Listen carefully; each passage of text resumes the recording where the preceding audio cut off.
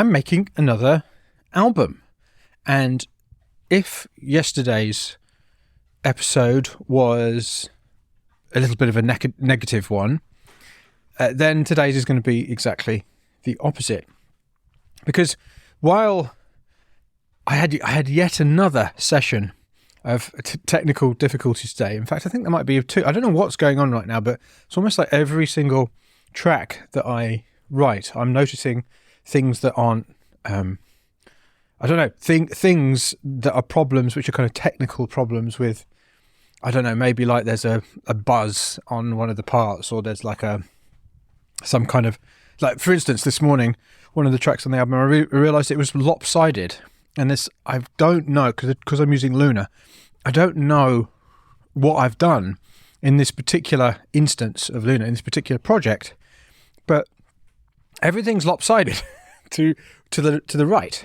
It's not panned to the right or anything, but for some reason there must be some setting that I've accidentally flicked, which means that it's monitoring a bit more on the right hand side. So when I bounce out anything, it's a bit lopsided towards the right. So in this situation, I could have just banged my head against it and done Google searches and all that kind of thing. Or I could have just started a new project and imported all the files into it, into the new project, which is what I opted to do. So these technical issues, that's just one example. So these technical issues are still kind of cropping up left, right and centre for some unexplainable reason. I do actually think this quite regularly happens at this stage. Maybe it's because you're getting to the point where you're starting to notice them because you're getting more into the weeds and noticing smaller things. Although, by the way, this panning thing, I think it was only happened recently. Anyway, but the annoying technical issues aren't the only things that are happening. And today I'm going to talk about something much more positive. And I never thought I would say the word my singing and the word positive, the words my singing and the word positive in the same sentence. But I want to talk about how I've noticed my singing is coming on leaps and bounds because I'm making this album. Because I think there's a very strong belief out there, and this has been drummed into us from the way we've been taught to learn, because, we are educated to educate ourselves in a certain way. And there's this idea out there, or this assumption out there, that you start with a curriculum that someone in authority has laid out for you, and then you learn the curriculum, and then you're ready to do the project. I mean, obviously, the project, like in education, there are projects that you do, but often, not always, but often they do come at the end of having learned something. Okay, so we're going to learn this, and then you're going to apply it, right? Now, I want to question that way of looking at learning and improvement. In fact, I actually don't think it's the most effective, certainly for music. Because how about we do a project in order to define the curriculum, the other way around? So you start with a project where you don't know how to do it, and through the making of the thing, through the developing of the skill, you identify problems, and those problems, finding the solutions to those problems is your curriculum. Now, I know there are elements of this in a lot of, the projects that come at the end are like this.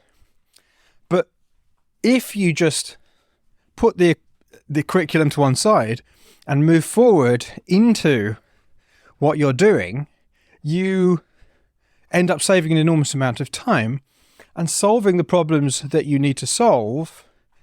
And actually, I think going much further and having much more fun with it. It's much more efficient and effective. Now, of course, this doesn't mean you can't solve all of the problems. So, for instance, in my singing, in fact, before I go there, let's just kind of relate it to something practical rather than staying in the conceptual, right? So, I decided to do this album first of all, and then had a bit of a wibble. I was like, oh, am I going to sing on it or am I not going to sing on it? And, and there's I think one of the early episodes called To Sing or Not to Sing of the album is me kind of thinking through this question. And anyway, thank goodness I actually opted to sing, because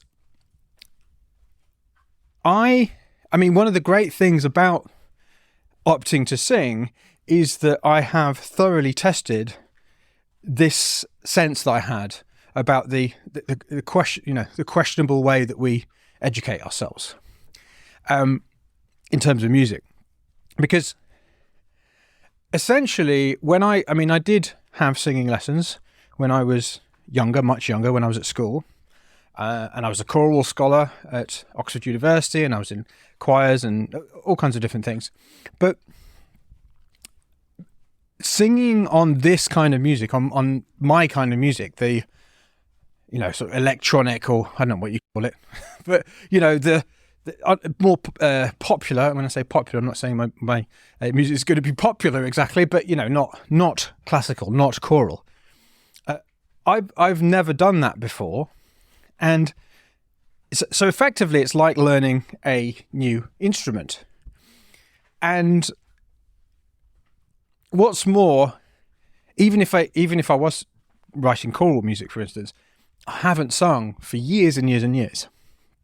So what I've found, I didn't even know what the problems were. I just knew that whatever I did wasn't very good.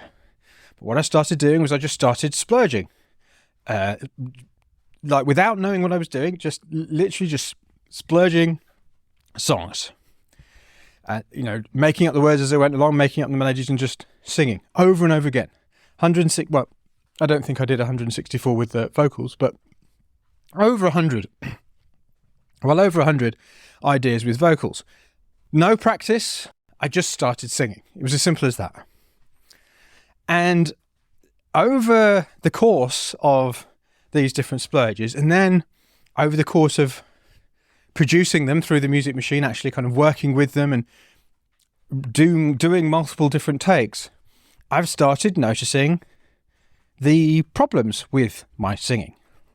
So, for example, my beautiful wife, Sally, it's kind of weird for her to have me singing. And it's kind of, it's a bit embarrassing for me as well. It's kind of to her. She's not used to hearing me sing on a record, right? On a recording. And so, the kind of relationship we have, which we do, we tease each other a fair amount, put it that way. So it's just how we roll. And so over the course of making this album, one of the things she's been kind of teasing me about is the way that a lot of the, all of my vocals kind of sound like, oh, like that, like a kind of choir boy. And it was something that was really bothering me as well. But I wasn't aware of this being a problem until I'd done all of those splurges, until I had to make an album. The actual making of the album that's going to be released highlighted this problem. It was like I couldn't ignore it. I was like, what is going on with my voice? Why do I sound like that? Why don't I sound... when I say why don't I sound like James Blake or Tom York, it's because I'm not a genius and I haven't been singing for years and years and years. But what I mean is, there's a kind of fundamental difference between how they sound and how I sound. And I took this last week to Laura, my singing coach. I think I'm going to call him my singing coach, not my singing teacher, because that's kind of the approach that she and I are taking with this. And so, if you want to know what the difference is between teaching and coaching, on my other podcast, one of my other podcasts, the Pod Walk, there is a couple of episodes. One's called Why I Decided to Become a Coach or something, and teaching versus coaching, because they are very different ways of helping people. Anyway, so essentially, she has explained to me in the last couple of singing sessions that I've done, singing lessons that I've done, that the way that choral music is sung is very, very different from the way that pop music is sung, or popular music is sung. There's this thing in pop music called the twang, and it essentially showed me how to do this, and I've started practicing it. And it's, I mean, not just that, it was, it's the other things that we've done as well have allowed me to really start to develop my voice. Now you might say, yeah, but Mike, so you've got a teacher who's given you a curriculum, but that's not how we've been doing it. Because me and Laura we've got an idea about changing how music is taught, and that's why one of the reasons we're doing this. What she's doing at the start of every lesson, I don't want to call it a lesson, it's like a session, okay? So at the start of every session is asking me how it's gone and what my biggest problem is. So we're actually using, it's like all of the problems are coming from me, not from her curriculum. Now at the point, the great thing about this situation is because Laura's a great singer and she's been singing all her life and she's been trained as a singer, she does have information to teach about it, but it's all coming from what she is teaching. Like the problems that are being solved are coming from me, making this album. And what's more, I would never have asked anyone to do, I wouldn't have even thought about doing singing lessons had I not been making the album. So yet again, there's another example of how making this album has not only it's created a gap between, if I'm going to release an album with me singing, then I've got to get good at singing, right? So it's created a gap that I've had to fill. And what's more, it's created this situation where I can see where the gaps are in my singing as well. Now, of course, there are lots and lots of other problems that I still need to solve and that won't be solved in my singing, that won't be solved by the time I finish this album in 6 days. But because I'm completing this album in 6 days, I'm having to, it's like time is in a sense my friend, because it's meaning I'm having to, you just have to focus on the priority rather than trying to just become good generally. You're like, okay, how am I going to make this work? How am I going to make it so it's not absolutely terrible? And one of the main issues is this choir boy thing that I've had. And that really is taking precedence over everything else. Similarly, in an earlier episode, I think it's called Singing Insights, where I talked about the emotion arc and putting emotion to it. These are all things that have only come from the making of an actual piece of music that needs to be finished and that is going to be released. Without that, I could have just been sort of vaguely learning about singing rather than this highly targeted, highly directed, incredibly motivating journey that I've been on that has gone way faster than I think. Now, than I could have imagined. Now, when I say way faster than I could have imagined, none of what I'm saying is meant to suggest that I'm now a great singer. Okay. One of the things that I've been going back and forth on is, am I going to use auto-tune or am I not going to use auto-tune? Am I going to try and do it without auto-tune? Now, I actually like the old school auto-tune sound. And I always have. I just really like it. I don't like all the songs that it's on, but I like it. I like vocoders, and I'm sort of in the electronic space, and I just like that sound. So Daft Punk was huge for me back in the day. So not that they're using autotune, they're using vocoders, but anyway, I just like that kind of a sound. But aside from that,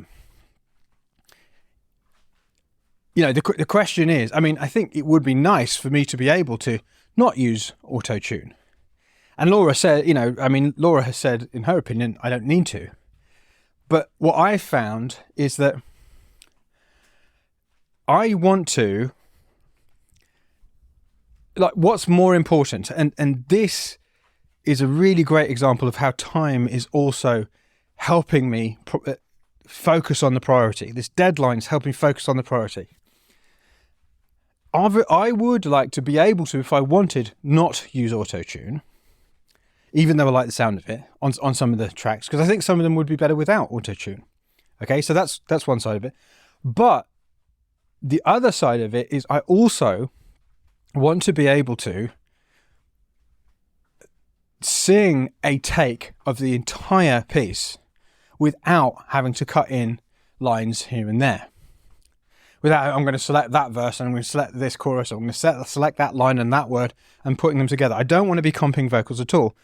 Number one, because it's a huge time suck. That's actually not number one. The number one reason, I mean, that's probably the third reason, but the main reason is because I just think it makes a much more authentic performance. It's like it's cut from the same cloth. I was in the same journey when singing it. You know, it's much more live in a sense. Now, so I've got these two things that I want to do. One is to be able to sing without auto-tune on this album for at least some of the tracks not to have them. And number two is to do a performance, an entire performance for the tracks. You know, have that as the recording. And because I've got a limited amount of time, I have to choose between them. I'm going to have to choose because I can't have them both. And so that therefore means that I need to determine which is more important to me. And without question, there's no competition. Without question, what's more important to me is using one performance. Just doing a take and that being the take. It's like literally from beginning to end, first chorus, whatever the structure of it is. And that's the take. No editing in between different takes. Because if I were, in that situation, I wouldn't be able to not to use auto-tune. That's a double negative. I'd have to use auto-tune because it's another variable that might ruin a take, right? So that's what I'm doing. I'm choosing to not worry about the tuning too much on this time. Actually really go for it on the auto-tune. So it's obviously auto-tune, which I think is a much better way of doing it for me. You know, if I'm going to use it, I want people to know I'm using it. Like, this is auto-tune. This is the sound, rather than trying to pretend that I'm not. Not that that's a problem if that's what other people do. It's just on a personal level, it just feels much more of a kind of, for me, if I use something like that, I want it to be obvious and I want it to be a part of the quality of it. Yeah, it's like that is the sound that I'm going for. So I've opted to go that route because I recognize that I'm not going to be able to do both in the time I have available. And what this is now allowing me to do is to really put all of my effort, all of my focus on this different tone, on relaxing and having this very clear kind of column of air thing, and just focusing on the emotional performance and just doing it in one take, getting the best possible take, because I've essentially cut out any concerns about tuning because I'm going hardcore auto-tune. And what this is now meaning is that some of the songs, some of the takes that I'm doing are getting much better. I mean, in a way, it's a little bit frustrating because what I'm finding is that some of the takes that I haven't changed for a while because I did them a couple of weeks ago and I've been like, okay, so that's good enough. I don't need to do another take. Well, now they're sounding much worse than the takes that I'm doing now of other tunes. So I'm like, well, maybe I really have to redo that one because it's not up to this standard. I'm sure if you've made music for any length of time, you'll be aware of a similar situation where you make an album and you'll make a tune at one point, and then because of the making of the album improves you, by the time you come back to that track, you're like, oh god, it's not as good as the other one, and so the album writing goes on and on and on. But so it's a similar thing. So what I found is So when was it? It was the day before yesterday. And this was a positive in amongst the darkness of all these technical problems. I took... So I don't know, a couple of weeks ago, I played Sally, my wife, one of my tracks, and it was really funny. She's really funny because what she often does is she'll say something, she won't mean for it to be insulting. Well, not insulting, but you know what I mean. She cannot quite often put a foot in it. Basically, it's just one of her things. It's brilliant. It's one of the things I love about her, actually. And so I played her this track a couple of weeks ago, and she said, "I said, so what do you think?" She went, "Yeah, there's one note that's really pretty." I was like, "Oh, well, that's damning with faint praise if ever I heard it." She didn't mean it like that, obviously, but anyway, she was saying, yeah, it was pretty good. Anyway, I did another take of this song a couple of days ago, and I played it to her again, and I could actually see by the look on her face, she was actually surprised. She was, and I suspect that her days of teasing me for sounding like a choir boy are numbered, because number one, I decided to make an album in order to start singing and learn singing and get better at singing and songwriting. And number two, because the deadline which I've set, which obviously I've been public about, number two, because the deadline I've set has meant that I've had to focus on a certain area and just not worry about another.